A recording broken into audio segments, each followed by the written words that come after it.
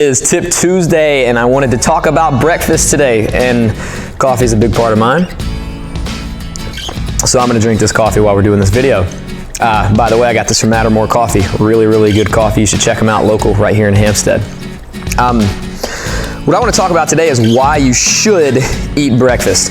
There's a lot of information out now that talks about, we've always been taught breakfast is the most important meal of the day. I don't necessarily agree with that.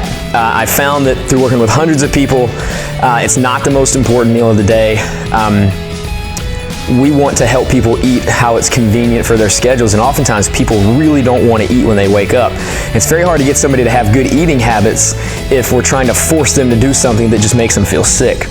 However, I do feel that breakfast is much more important than people tend to look at it now, especially with people who are considering fasting and such like that. If you are working out, more than likely, unless you're tracking how much protein you're getting and tracking your calories, or if you're not eating 3 to 4 times a day and getting at least a palm-sized protein for women, 2 palm sizes for men at every single meal, you're probably not getting enough protein to support what your goals are. And most people's goals are to gain muscle and lose fat, or to at least lose fat, and some people will manifest that as saying losing weight, but they want to look toned, they want to feel better. What that involves is losing fat, and it involves gaining muscle. If you don't have enough protein in your diet, you won't be able to build muscle effectively.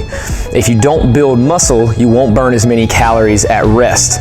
I find that for folks who I've been working with in terms of nutritional coaching, if we can make sure they get that breakfast meal in, they tend to be much more likely to get as much protein as they should as it relates to the rest of the day. So I think you should at least have a protein shake in the morning.